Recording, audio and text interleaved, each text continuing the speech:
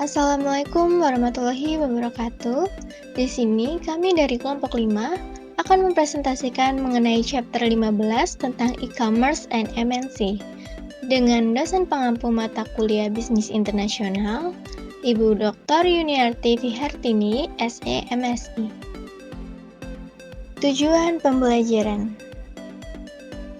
Tujuan pembelajaran pada chapter kali ini terdiri dari yang pertama, memahami apa itu e-commerce dan pentingnya dalam lingkungan bisnis saat ini, dan khususnya di pasar negara berkembang. Yang kedua, mendefinisikan bentuk-bentuk e-commerce dan pahami pentingnya e-commerce. Yang ketiga, menghargai e-commerce global dan masalah e-commerce global. Yang keempat, mempelajari tentang cara membangun strategi e-commerce yang sukses. Dan yang kelima, memahami keamanan dunia maya dan e-commerce.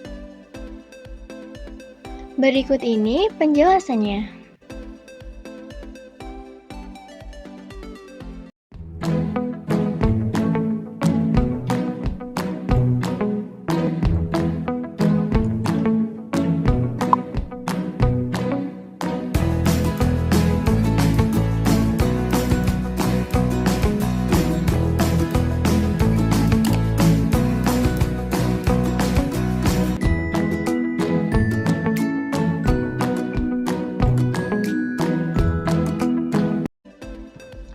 E-commerce, definisi, jenis, dan pentingnya. E-commerce dapat didefinisikan sebagai perdagangan dengan menggunakan layanan internet untuk membeli atau menjual produk. Alibaba merupakan salah satu contoh perusahaan multinasional daring di Cina yang menyediakan layanan ekstensif untuk memfasilitasi e-commerce. Alibaba juga membantu konsumen Tiongkok membeli produk secara global dengan memberikan bantuan pendaftaran, pemasaran, dan bantuan bea cukai. E-commerce dapat terjadi antar pembeli, individu, atau perusahaan. 4 jenis e-commerce. Yang pertama, B2C, business to consumer. Biasanya digunakan untuk merujuk pada bentuk pembelian antara perusahaan dengan konsumen atau pelanggan, seperti membeli buku dari Amazon.com. Yang kedua ada B2B, business to business. B2B atau transaksi bisnis ke bisnis mewakili penjualan antara bisnis. Transaksi B2B mencapai 70 hingga 85% dari bisnis e-commerce saat ini. Yang ketiga ada C2C, consumer to consumer. eBay adalah pemain global dalam C2C, bisnis lelang.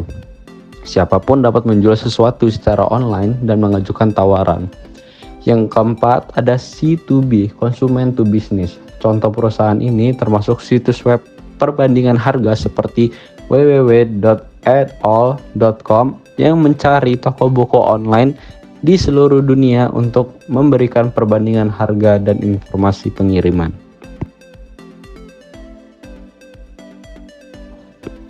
Selanjutnya, pertumbuhan dalam penggunaan internet memberikan bukti semakin pentingnya e-commerce, karena itu perusahaan multinasional juga harus memperhatikan e-commerce karena potensinya dapat membantu perusahaan menjadi lebih kompetitif. E-commerce memungkinkan perusahaan tidak hanya untuk menemukan pelanggan baru, tetapi juga untuk menemukan cara baru dalam meningkatkan operasi mereka.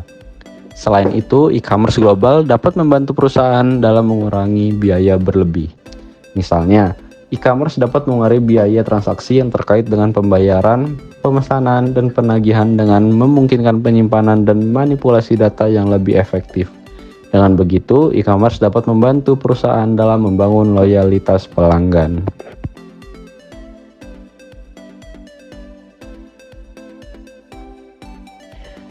Struktur internet dan e-commerce. Ada 4 fungsi utama e-commerce. Yang pertama, inkubasi transaksi. yaitu proses membangun hubungan antara peserta dan situs web melalui pendaftaran. Kemudian yang kedua, negosiasi transaksi.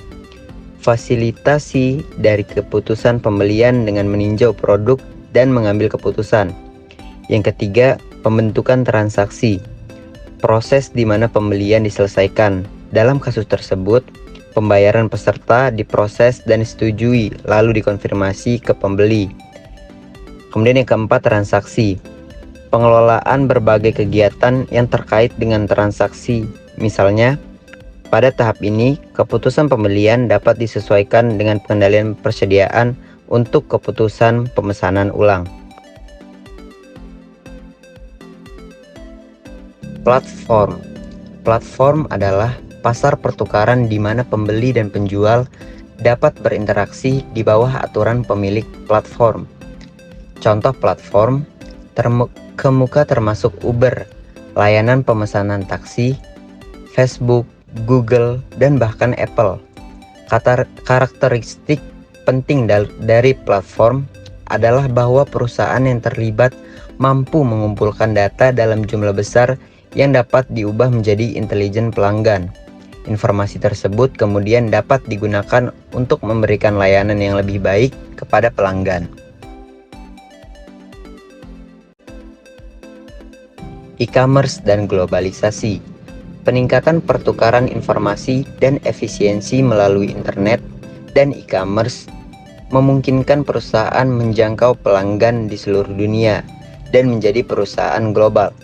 Internet dapat memungkinkan munculnya bentuk baru yang disebut multinasional, perusahaan yang lahir secara global.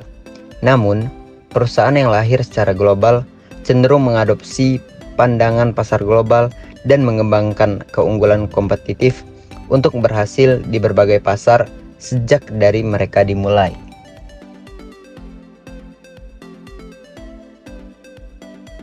Peluang dan ancaman. Peluangnya yaitu e-commerce memungkinkan perusahaan untuk merampungkan operasinya menjadi lebih menguntungkan. Inventaris dapat dikelola dengan lebih efektif dan karyawan di seluruh dunia dapat berkomunikasi dengan lebih baik. Setiap perusahaan multinasional juga dapat berkoordinasi lebih efektif dengan pemasok untuk mendapatkan pasokannya secara lebih tepat waktu. Ancamannya yaitu biaya yang mahal untuk memelihara situs web di tingkat global, di mana ada perbedaan yang signifikan antar budaya dan bahasa, dan prosesnya bisa sangat rumit. Selain itu, jika perusahaan multinasional menjual produk, pengembalian dan pengiriman juga bisa menjadi sangat kompleks karena peraturan dan sistem pajak yang harus diikuti.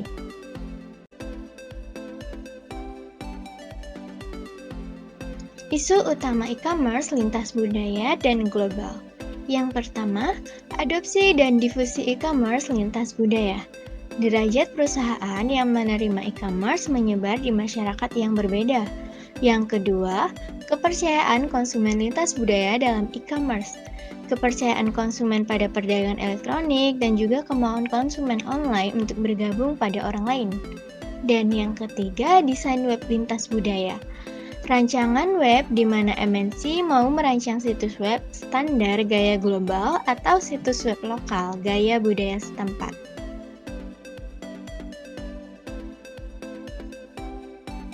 Membangun strategi e-commerce global yang sukses. Beberapa tren dan solusi potensial atau aspek penting dari strategi e-commerce adalah kecepatan, swalayan, adaptasi, pelayanan pelanggan, dan juga integrasi berbagai saluran.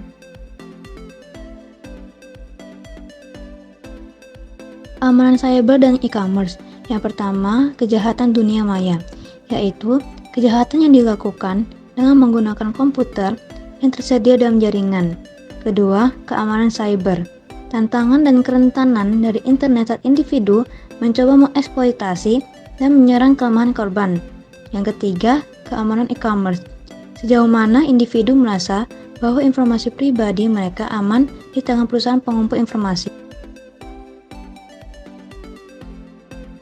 Kemudian, ada faktor-faktor yang menjadi alasan utama kenapa keamanan cyber menjadi isu penting. Yang pertama, pertumbuhan virus dan worm yang cepat, yaitu menyerang komputer melalui email dan file sehingga menyebabkan kerusakan serius. Yang kedua, spam, menyebabkan pelambatan lalu lintas jaringan karena banyaknya spam yang dikirim. Yang ketiga, ada pengelabuan, yaitu penipuan melalui spam dengan cara meminta informasi dari korban. Yang keempat, peretasan. Proses autentikasi dan identifikasi data dapat disusupi dengan cara memanipulasi data. Dan yang terakhir adalah serangan komputer dan pencurian identitas. Pada individu kehilangan privasi atau uang, sedangkan pada perusahaan kehilangan rahasia dagang atau kehilangan peluang bisnis.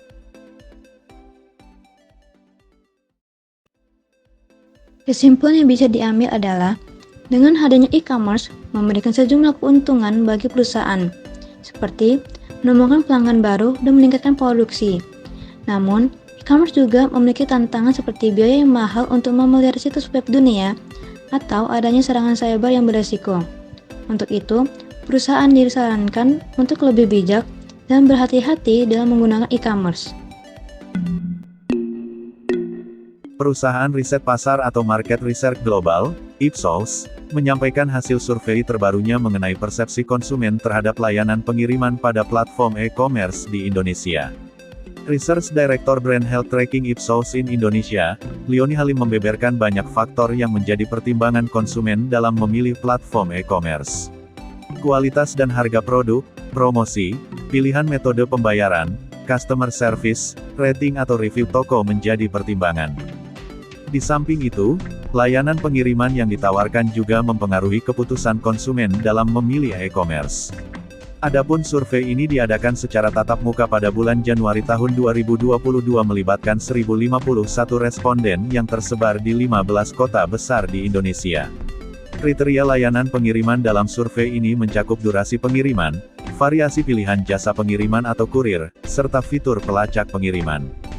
Berdasarkan kriteria itu, hasil survei Ipsos dirangkum sebagai berikut. Pertama, dilihat dari durasi pengiriman, mayoritas responden menilai Tokopedia sebagai e-commerce dengan layanan pengiriman tercepat. Shopee berada di urutan kedua, dibuntuti Lazada, OLX, dan Bukalapak. Kedua, variasi layanan pengiriman. Sebanyak 33% responden menilai Tokopedia menawarkan pilihan layanan pengiriman lebih banyak. Posisi kedua ditempati Shopee dengan persentase 28%. Disusul Lazada, Blibli dan OLX. Ketiga, dilihat dari fitur pelacakan, 29% menilai Tokopedia memiliki fitur pelacak pengiriman atau orderan yang informatif. Disusul Shopee, Lazada, di urutan berikutnya ada Bukalapak dan Blibli masing-masing 11%. Selain itu, dari sisi kualitas produk, survei Ipsos ini juga memotret mayoritas responden menilai produk-produk yang tersedia di Tokopedia memiliki kualitas yang baik. Kemudian Shopee dan Lazada dengan presentase masing-masing 63%, Bukalapak dan OLX. Sedangkan dari sisi popularitas media sosial, Shopee menjadi yang paling populer di kalangan pengguna e-commerce dengan hasil 54%.